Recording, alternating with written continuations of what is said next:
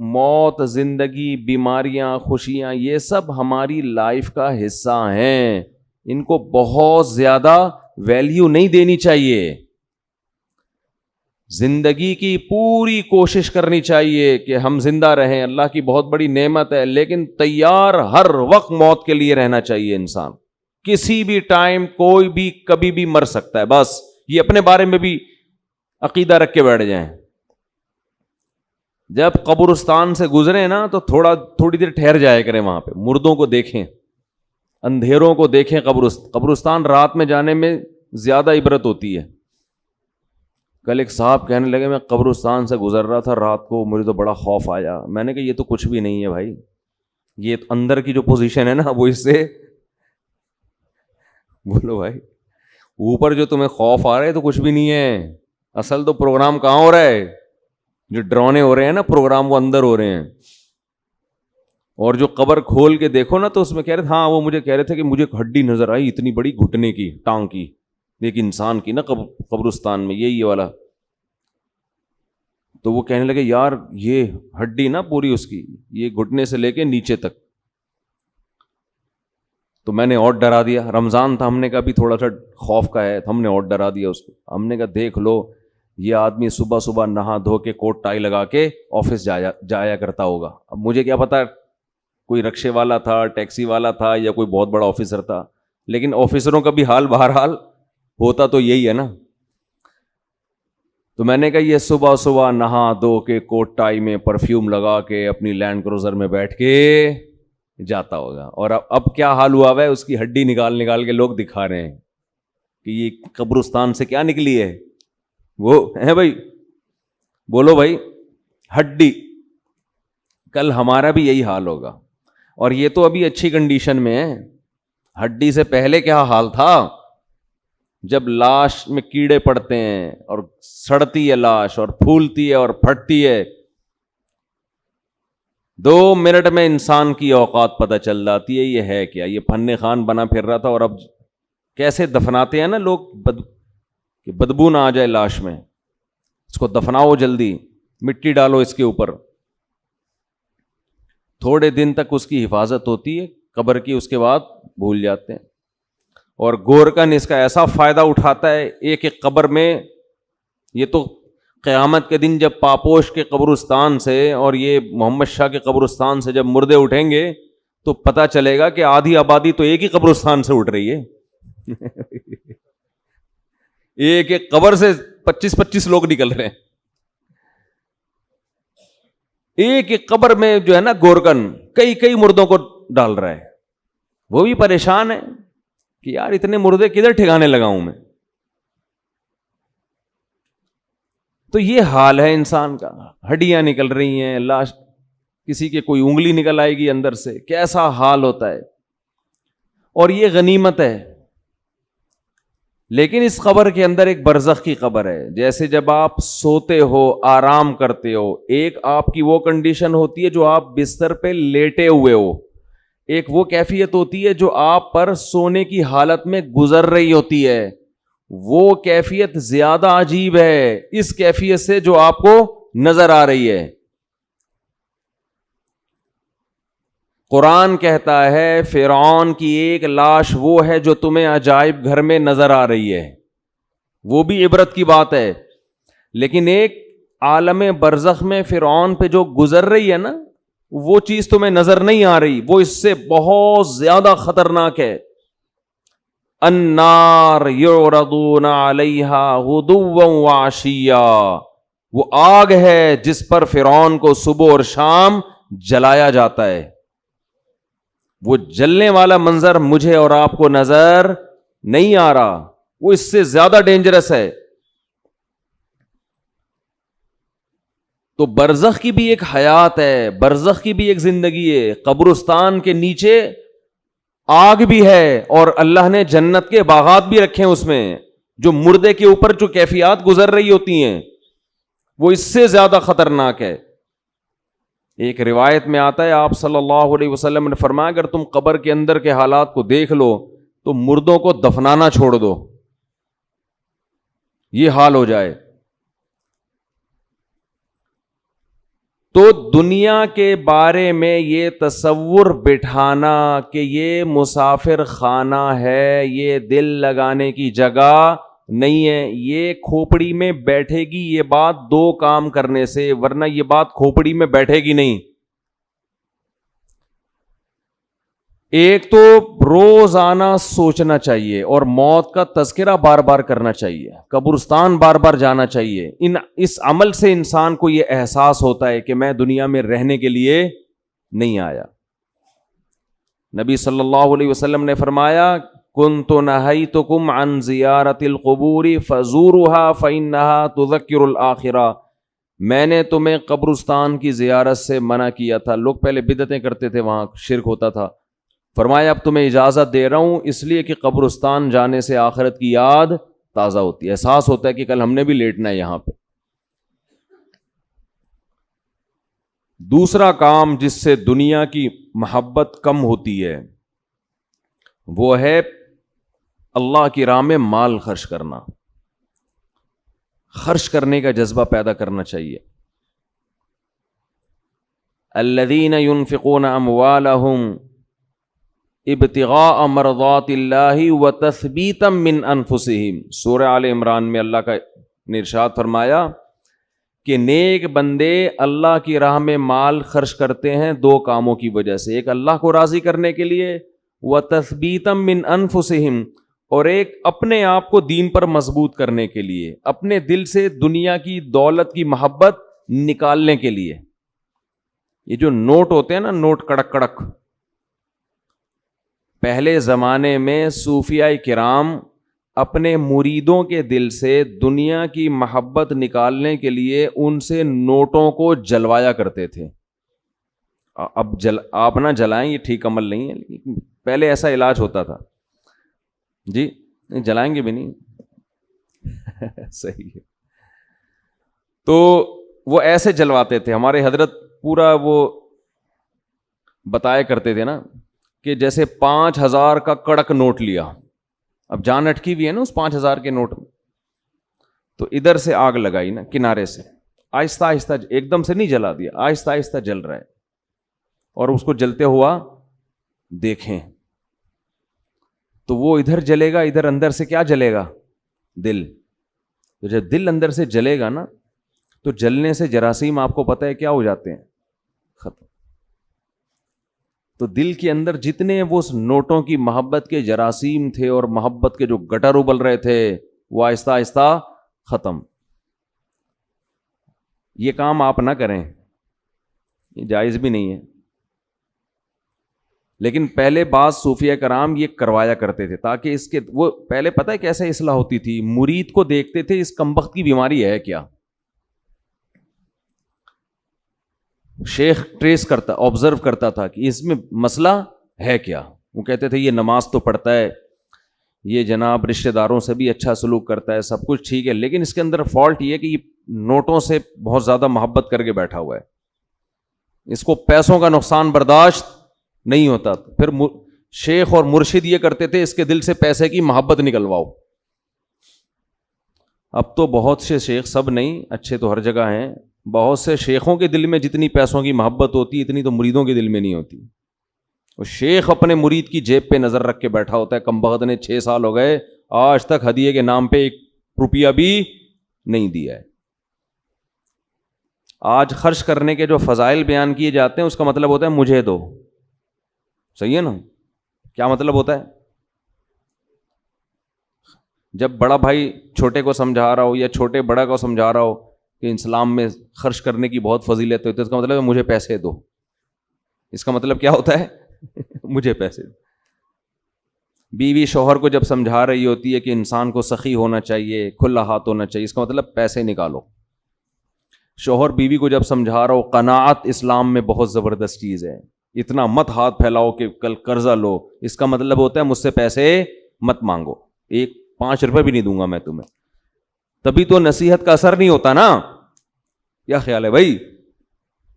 نصیحت کا اثر ہی نہیں ہوتا۔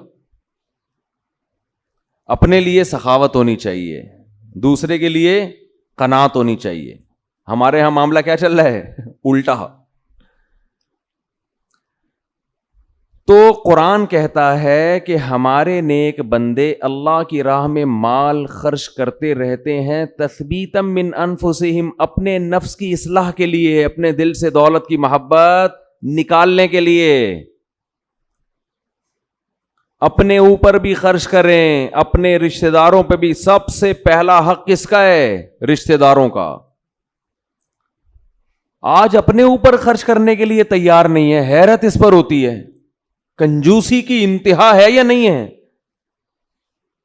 پھر جو اپنے اوپر خرچ کرتے ہیں لوگ ان پہ انگلیاں اٹھا رہے ہوتے ہیں. اس کے پاس گاڑی کہاں سے آئی، اس کے پاس یہ کپڑے کہاں سے آئے، یہ کہاں سے آیا، وہ کہاں سے آیا. بھائی ہر آدمی تو ضروری نہیں کہ کنجوس ہونا، بعض لوگوں کو اللہ دیتا ہے تو وہ خرچ کرتے ہیں. آج اپنے اوپر خرچ کرنا بھی ایک مصیبت بن گیا ہے. عربی میں دو لفظ استعمال ہوتے ہیں، ایک ہوتا ہے شحیح اور ایک ہوتا ہے بخیل. بخیل کہتے ہیں جس کی جیب سے دوسرے کے لیے روکڑا نہ نکلے، اور شحیح کہتے ہیں اپنے لیے بھی نہیں پیسے نکلتے. وہ چائنا والوں کی طرح قبر میں لے کے جاتا ہے. وہ ملیشیا میں قبرستان ہے، وہاں کروڑ پتی لوگ جب دفن ہوتے ہیں تو دیگوں میں اپنے ساتھ پیسہ لے کے قبر میں جاتے ہیں. وہ آپ یوٹیوب پہ دیکھ لیں، ایسی بہت سی ویڈیو ہیں کہ پورے سونے چاندی کے ساتھ دفن ہوئے ہیں، بہت ہیں ایسی. ہمیں ہمارے نبی نے فرمایا صلی اللہ علیہ وسلم، دنیا مسافر خانہ ہے، میری مثال اس سوار کی طرح ہے کراکب استظل تحت شجرہ. ایک مسافر سفر کرتے کرتے درخت کے نیچے لیٹ گیا ہو تھوڑی دیر سستانے کے لیے، آرام کے لیے، اس کے بعد اس نے موو کرنا ہے یہاں سے. بھائی ہم کروڑوں سال سے نہیں تھے، لاکھوں کروڑ، یہ دنیا بنے ہوئے تو پتہ نہیں کروڑوں سال ہو گئے. آدم علیہ السلام کو آئے ہوئے ہزاروں سال، نوح علیہ السلام 950 سال تو خالی تبلیغ کی ہے انہوں نے. ہماری اوقات کیا ہے؟ جمعہ 8 دن ہوئے ہم لوگ کو دنیا میں آئے ہوئے، اور جانے میں بھی تھوڑے دن رہ گئے. بس گھبرائے نہیں، آپ نے گھبرانا نہیں ہے.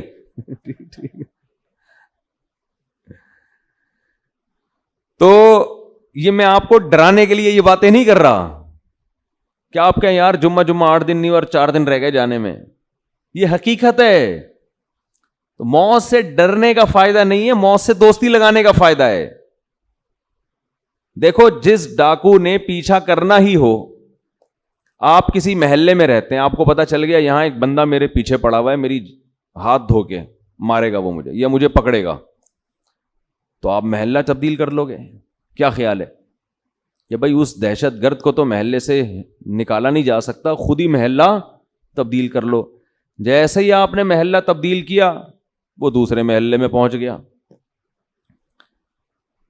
پھر وہ آپ تیسرے محلے میں گئے، وہ وہاں پہنچ گیا. اب آپ بھاگ بھاگ کے تھک گئے مگر وہ آپ کا پیچھا نہیں چھوڑ رہا. تو پھر آپ کیا کرو گے؟ وہی کرو گے جو امریکہ افغانستان میں کر رہا ہے، مذاکرات کی دعوت دو گے. آپ کیا کرو گے؟ بولو بھائی. قطر مذاکرات ہوں گے. یار بیٹھو آؤ. وہ تو کہہ رہے تھے 20 سال پہلے یہ کر لیتے مذاکرات، لیکن چلو دیر آئے درست ہے. وہ کہے گا آؤ بیٹھو مذاکرات کرتے ہیں. تو آپ بھی یہی کرو گے نا اس ڈاکو کے ساتھ کہ بھائی تمہیں کیا مسئلہ ہے، میری جان کے پیچھے ہاتھ دھو کے کیوں پڑ گیا ہے؟ آؤ بیٹھو، پیسے چاہیے، کیا چاہیے تمہیں؟ تو آپ مذاکرات کے ذریعے کمپرومائز کی بولو کوشش کرو گے کہ یار اس سے جان چھڑانا مشکل نہیں ہے، فل ٹینشن ہے یہ آدمی، بیٹھ کے کچھ ٹاک شاک کر کے کچھ باتیں کر کے کچھ دوستی لگاتے ہیں، دشمنی ختم کرتے ہیں. آخری نتیجہ یہ نکلے گا کہ نہیں نکلے گا؟ تو قرآن کہہ رہے کوئی عام ڈاکو تمہارے پیچھے کیا لگے گا، انما تکونوا یدرککم الموت، موت جیسے تمہارا پیچھا کر رہی ہے نا، پیسے دنیا میں پولیس کسی کا پیچھا نہیں کرتی، سمجھ رہے ہیں؟ وہ بھی ایک وقت کے بعد آ کے چھوڑ دیتی ہے.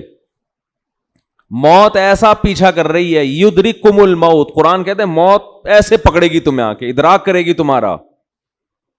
وہ جس دن سے پیدا ہوئے ہیں اسی دن سے پیچھے پڑی ہوئی ہے، اور اس نے بہت کوشش کی ہم کو قبر میں اتارنے کی. بچہ جب پیدا ہوتا ہے کئی حادثات اس کی زندگی میں آتے ہیں، بچ جاتا ہے. کئی بیماریاں حملہ کرتی ہیں، بچ جاتا ہے. جوانی میں آتا ہے، کئی دفعہ حادثے ہوتے ہیں، بائک سے گرا، ایکسیڈنٹ ہوا، یہ ہوا وہ ہوا، بچ گیا. وہ تو اس وقت سے اڑنگیاں دینے کی کوشش کر رہی ہے. اڑنگی سمجھتے ہیں؟ جب ہم اسکول جاتے تھے نا تو ایک دوسرے کو اڑنگی دیتے تھے ہم. اب تو بچے اسکول بھی ایسے تمیز سے جا رہے ہیں, تمیز سے آ رہے ہیں, کوئی نہ اڑنگی نہ کوئی شرارت, تو ان میں کوئی صلاحیت ہی پیدا نہیں ہو رہی, ایسے ممی ڈیڈی ٹائپ کے بچے نکل رہے ہیں. ہمارے دور کے اسکول تھے, مزہ آتا تھا اسکول میں, اتنا بھاری بھرکم بیگ لٹکا کے اسکول جاتے تھے, ساتھ والے کو شرارت ہوئی, تھوڑا سا آگے گئے, اس نے تھوڑا سا ٹانگ میں یوں کیا, بڑک جو ہے نا آگے گرے, پھر ہم بدلہ لینے کے پیچھے پڑے ہوئے تھے, اب ہم بھی اڑنگی دیں گے. راستے میں ہی پھڈا ہو رہا ہے, گتم گت مار رہے ہیں ایک دوسرے کو, پھر سلو ہو رہی ہے, پھر جا رہے ہیں. اس طرح سے ہم پونے گھنٹے میں اسکول پہنچتے تھے. پھر لیٹ ہونے کی وجہ سے پی ٹی ماسٹر کھڑے ہوئے ہوتے تھے وہاں پہ, ان کے سامنے ہاتھ پہ اب ڈنڈے کھاؤ, لیٹ کیوں پہنچ, اس سے ہاتھ مضبوط ہوتے تھے. حقیقت ہے نا. تو شوز اتارتے تھے ایک دوسرے کے, بھائی شوز پہنے ہوئے نا, پیچھے اس کے تھوڑا سا پاؤں رکھیں, خود ہی اتر جائیں گے, آپ کو اتارنے کی ضرورت. اب وہ بیٹھ کے جو ہے نا شوز کو صحیح کر رہا ہے, پھر لڑائی ہو رہی ہے, پھر بھڈا ہو رہا ہے. ایک بچہ کافی دیر سے نا اس کا ہاتھ نہیں جا رہا تھا گھنٹی پہ, ایسے اچھل اچھل کے کوشش کر رہے, ایک بڑے میاں گزرے, انہوں نے بجا دی گھنٹی, اور بچے سے پوچھا بیٹا ہاں بتاؤ کیا کہہ رہے ہیں, بھاگو. اب کیا کرو, جو کام میں کر رہا تھا مجھ سے ہوا نہیں, آپ نے کر دیا, اب کیا کرنا ہے, بھاگو. یہ ہوتے تھے پہلے کے بچے. اب وہ ویڈیو گیم کھیل کھیل کے بچوں کی صلاحیتیں برباد. خیر, تو جب جیب سے پیسے نکلیں گے, نکلتے رہیں گے, نکلتے رہیں گے, نکلتے رہیں گے, تو دل سے دنیا کی محبت ختم ہوگی. او بھائی مسافر خانہ ہے, سفر کے دوران اگر آپ کو کچھ پیسے ملے ہوئے ہوں اور آپ کو پتا ہو کہ یہ ٹرین سے اترتے ہی واپس لے لیے جائیں گے, تو آپ کوشش کرتے ہو کہ اترنے سے پہلے ہی سارے کھا پی کے ختم کر دو. ایسا ہوتا ہے کہ نہیں ہوتا؟ تو بھائی ادھر قبر میں جاتے ہی یہ کفن میں جیب ہوتی ہے نہیں ہوتی نا جیب, تو آگے خالی ہاتھ جانا ہے. بچوں کی فکر کرتے ہیں لوگ بہت زیادہ, بچوں کا کیا ہوگا, بچوں کے لیے کچھ بنا بنو کے تھوڑا بہت کر دو بس, اور پھر بے فکر ہو جاؤ, دماغ کو ہٹاؤ ہر ان کاموں سے. اللہ نے کچھ وسائل دیے تو تھوڑا بہت بچوں کے لیے, بہت زیادہ اس میں بھی ٹینشن نہ لو. بچہ 2 ہاتھ 2 ٹانگیں لے کے پیدا ہوتا ہے, وہ خود بھی تو کمائے گا, اللہ نے اس کو بھی تو کمانے کی صلاحیت دی ہے. اور بچے کو بھی یہ بتا دو کہ مسافر خانہ ہے یہ, یہاں ہمیشہ رہنا نہیں ہے, جب میں جاؤں گا تو کون سا یہاں پڑا رہے گا. تو اس کو بھی یہ بتا دو یہ مسافر خانہ ہے, یہ رہنے کی جگہ نہیں ہے. وہ میں اپنے چھوٹے بچوں کو صبح سحری کے وقت یہ سمجھا رہا تھا نا کہ دیکھو ہم سب نے مرنا ہے. بچوں میں نا یہ باتیں بار بار دماغ میں, بہت چھوٹے بچے کے تو نہ ڈالیں, وہ بعض دفعہ ڈر بھی جاتا ہے, لیکن ہنستے کھیلتے ان کو یہ باور کراتے رہیں کہ دیکھو ہم نے جانا ہے, یہ دنیا رہنے کی جگہ نہیں ہے. یہ چیزیں آج والدین بتاتے نہیں ہیں. تو میں بچوں کو لے کے بیٹھا ہوا تھا, چند دن پہلے کی بات ہے, میں بچوں سے کہہ رہا تھا دیکھو بچوں سب نے جانا ہے, سب سے پہلے ہو سکتا ہے میں جاؤں. تو ایک چھوٹی بچی کہتی ہے بھائی ابو منہ سے نا باتیں اچھی نکالنی چاہیے, انسان کو منہ سے کیا کرنا چاہیے, باتیں اچھی نکالنی چاہیے. مجھے ہنسی آ گئی, میں نے سوچا اس کو یہاں بٹھا دیتا ہوں کہ اب آپ نصیحت کرو, ہم سامنے بیٹھتے ہیں جا کے. بچے آج کل بہت ڈیڑھ ہوشیار قسم کے پیدا ہو رہے ہیں. تو بچوں کو جب کہنا کہ منہ سے باتیں اچھی نکالنی چاہیے, کیا موت کی باتیں ہیں, تو بولو بیٹا یہی اچھی باتیں ہیں منہ سے, زندگی کی باتیں اچھی نہیں ہیں. تو میں یہ کر رہا تھا جس ڈاکو نے آپ پہ پنجے گاڑنے ہی ہیں, پکڑنا ہی ہے, تو اس سے مذاکرات کر کے دوستی لگا لی جائے نا, تو موت ایک ایسا دشمن ہے جو کسی قیمت پہ آپ کو معاف نہیں کرے گا. تو اس سے بھاگ نہیں سکتے, اس سے دوستی لگائی جا سکتی ہے. موت سے باتیں کیا کریں بیٹھ کے, بھائی کوئی مسئلہ نہیں ہے, جہاں تم نے اتنے لوگوں کو قبر میں اتارا مجھے بھی اتار دینا, تو لیکن آپ چاہتی کیا ہو مجھ سے, ٹھیک ہے نا, پرابلم کیا ہے آپ کے ساتھ, میں تو تیار ہوں گلے لگانے کے لیے. تو موت کہے گی کہ دیکھ میں جب کسی کو پکڑتی ہوں نا تو کسی سے کو دوست بن کے پکڑتی ہوں اور کسی کو دشمن بن کے. جس کا عمل اچھا ہو موت اس کے لیے ایک محبوب کو محبوب سے ملانے کا ذریعہ ہے. جس کا عمل اچھا نہیں ہے موت اس کے لیے ایک بہت بڑی آفت اور تباہی ہے. حضرت عمر کی شہادت کا جب وقت تھا تو فرمایا کہ مجھے جلدی دفنانا. حدیث میں آتا ہے نا کہ جب مردے کو ہم لے کے جا رہے ہوتے ہیں قبر میں, تو اگر وہ اچھی میت ہو, نیک عمل ہو, تو وہ کہتے ہیں جلدی لے کے جاؤ, وہ بزبان حال یہ کہہ رہا ہوتا ہے. اور اگر اس کا عمل برا ہے تو کہتے ہیں مجھے کہاں لے کے جا رہے ہو تم. انسان اپنے عمل کی طرف جا رہا ہے, عمل کی طرف. انکا کادحن الی ربک کدحن فملاقی, اے انسان تم میں سے ہر شخص رب کی طرف ایک عمل کر رہا ہے اور عن قریب اس عمل سے اس کی ملاقات ہونے والی. جو کر رہے ہیں اسی سے ملاقات ہوگی, تو اچھا کر لو بھائی, کچھ اچھا کر لے تاکہ ملاقات ہو تو خوشی ہو. تو نبی صلی اللہ علیہ وسلم نے فرمایا اتقوا النار ولو بشق تمرہ, صدقات و خیرات کا سب سے پہلا فائدہ کیا ہے؟ آپ کے دل میں دنیا کی محبت ختم ہوگی اور اس سے دنیا میں سکون ملے گا, آپ ریلیکس ہو جائیں گے. دیکھو کسی کو کسی سے عشق ہو گیا اور اس عشق کی مراد پوری نہیں ہو رہی, تو سکون کے لیے کیا کہا جائے گا؟ اس سے تعلق ختم کر دو, یہی کہا جائے گا نا, دوستی ختم کر دو تاکہ عشق ختم ہو جائے. اس وقت ڈپریشن اور اسٹریس کا سب سے بڑا سبب دنیا کی محبت ہے. انسان چاہتے ہیں میری ساری خواہشات پوری ہوں, موت کے لیے وہ ذہنی طور پر تیار نہیں ہے. تو اس کا حل یہ کہ اس محبت کو ختم کرو. مسافر خانہ بول بول کے ختم کرو. مسافر خانہ ہے بھائی, مر جائیں گے, آج نہیں تو کل مریں گے. وہ فلاں مر گیا تو اللہ مغفرت فرمائے, سب نے مرنا ہے بھائی, بس. تو مر گیا تو کیا ہوا, آج ہم نے, کل ہم نے مرنا ہے, کل آپ نے مرنا ہے, سب نے مرنا ہے. قبرستان تو ایسے ہی آباد ہوں گے. اصل تو ہماری وہ 6 فٹ کی, دیکھو راحت اندھوری کا شعر میں نے لائیو سنا تھا, 2 گز صحیح لیکن میری ملکیت تو ہے, اے موش تو نے مجھ کو زمیندار کر دیا, او کما قال, کہ 2 گز صحیح ہے اور میری ملکیت تو ہے نا. تو یہ شعر میں نے سنا, اور ابھی راحت اندھوری کہاں ہے؟ اسی 2 گز کی زمین میں. جب وبا آئی تھی کرونا کی تو راحت اندھوری کا شعر آیا تھا کچھ اس وبا کے بارے میں, اور اسی وبا سے راحت اندھوری کا انتقال ہوا کرونا میں. سمجھتے ہیں کہ نہیں؟ تو آدمی بتا رہا ہوتا ہے اور لیٹا ہوا ہوتا ہے قبر میں, تو سب مر مر کے بھر رہے ہیں قبریں, جا رہے ہیں دنیا سے. تو اس کا استحضار کرنا چاہیے, اور دل سے دنیا کی محبت نکالنے کے لیے وہ نوٹ خرچ کریں جس پر آپ کا دل سب سے زیادہ اٹکا ہوا ہو. سمجھتے ہو؟ حدیث میں آتا ہے کہ سب سے افضل صدقہ وہ ہے کہ جس میں صدقہ کرنے کا دل نہیں چاہ رہا ہو.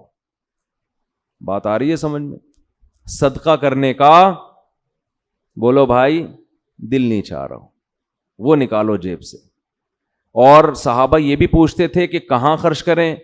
نبی نے فرمایا, ہاں پہلا فائدہ میں بتا دوں کہ دل کی اصلاح ہوتی ہے. دوسرا فائدہ, ذہن کو سکون ملتا ہے, ڈپریشن اسٹریس ختم ہوتی ہے. تیسرا فائدہ, اللہ کا غضب ٹھنڈا ہوتا ہے. گناہ انسان سے ہو جائے اللہ غضبناک ہوتے ہیں. آپ نے فرمایا آگ سے بچو, اگرچہ کھجور کا ایک دانہ صدقہ کر کے ہی ہو, کچھ نہ کچھ کرو صدقہ تاکہ اللہ کا غضب کیا ہو؟ ٹھنڈا ہو. تو بہت سارے ہیں. رمضان میں چونکہ نبی سخاوت کا دریا بنا کرتے تھے, تو رمضان میں زیادہ کرنا ہے. کرنا کہاں ہے, یہ بہت اہم سوال ہے. سب سے پہلا حق اسلام نے آپ کے غریب ترین رشتہ داروں کا بنایا ہے. آج کل غریب لوگ مارکیٹ میں اویلیبل ہیں نہیں. پہلے میں یہ بتا دوں, آپ غریب تلاش کرنا مشکل کا ہیں, لیکن اتنے آسانی سے نہیں ملتے, اس میں فراڈ ہی زیادہ ملتے ہیں. تو اگر رشتہ داروں میں کوئی واقعی مستحق ہے تو جنت کمانے کا اس سے بہتر موقع آپ کے پاس نہیں ہے. اور رشتہ داروں کو تو ویسے بھی ہدیے دے دیا کرو بھائی. بہن بھائیوں نے آپس میں پیسوں کے تبادلے چھوڑ دیے, دعوتیں ہو رہی ہیں جن کا کوئی فائدہ نہیں ہے. بلا کے اتنا قورمہ دیکھ پکا کے سب کو کھلا دیا. وہ پہلے اپنے گھر میں نہیں کھا رہا کیا بیٹھ کے؟ پیسوں سے جتنی حاجت پوری ہوتی ہے کسی کی, اتنی دعوتوں سے پوری نہیں ہوتی. تو پیسے دو بھائی ان کو. رواج ہی ختم ہو گیا کہ بھائی اپنی بہن کو لفافے میں ڈال کے پیسے دے دے. اور رشتہ دار جو قریبی ہیں نا, ان کے لیے مستحق ہونا ضروری نہیں ہے. مستحق تو زکوٰۃ کے لیے ضروری ہے, پھر ورنہ زکوٰۃ ادا نہیں ہوگی. ویسے صدقہ دینے کے لیے سامنے والے کا مستحق ہونا ضروری نہیں ہے. اپنے قریبی رشتوں کو آپ ہدیے کے نام پہ لفافے میں پیسے ڈال کے دے دیا کرو. یہ چیز ہمارے معاشرے میں ختم ہو رہی ہے. تہادو تحابو، آپ نے فرمایا ایک دوسرے کو ہدیے دیا کرو، اس سے محبت بڑھے گی. بجائے دینے کے کیا کر رہے ہیں؟ الٹا کھا رہے ہیں. تو سب سے پہلا حق کس کا ہے؟ قریب ترین رشتہ داروں کا، پھر دینی مدرسوں کا، پھر اور جو بھی اللہ نے آپ جو بھی خیر کے کام ہیں، ہسپتال ہیں جو اچھے کام کر رہے ہیں، کہیں بھی جہاں آپ کا دل کھٹکتا ہے. لیکن اتنی بات ضرور ہے کہ اللہ نے جیسے ایمان والوں کی یہ صفت بیان کی کہ یہ نماز پڑھتے رہتے ہیں، اسی طرح اللہ نے بتایا کہ ان کی جیب سے اللہ کے لیے پیسہ نکلتا رہتا ہے. اور یہ پیسہ آپ کی جیب سے نکل کے ضائع نہیں ہو رہا، اللہ کے بینک میں انویسٹ ہو رہا ہے، اللہ کی تجارت میں انویسٹ ہو رہا ہے. اللہ فرماتے ہیں کہ اللہ سخی ہے، وہ بہت زیادہ اس کو بڑھا چڑھا کے دے گا. اس کی مثالیں دی کمثل حبۃ، جیسے گندم کا ایک دانہ، اس میں آپ کو لاکھوں دانے نظر نہیں آئیں گے، لیکن آپ زمین میں بوئیں تو ایک ایک دانے سے کیسے لاکھوں لاکھوں دانے پیدا ہوتے ہیں. تو ایسے ہی اللہ مسلمان کے صدقات و خیرات کو پھیلاتا رہتا ہے اور بڑا کرتا رہتا ہے اس کو. اللہ سے دعا ہے کہ ہمیں اس جہنم کی آگ سے بچنے کی فکر میں اللہ صدقات و خیرات کی توفیق عطا فرمائے. اور زکوٰۃ کے مسائل علماء سے پوچھ کے عمل کیا کریں. وقت پورا ہو گیا. وما علینا الا البلاغ.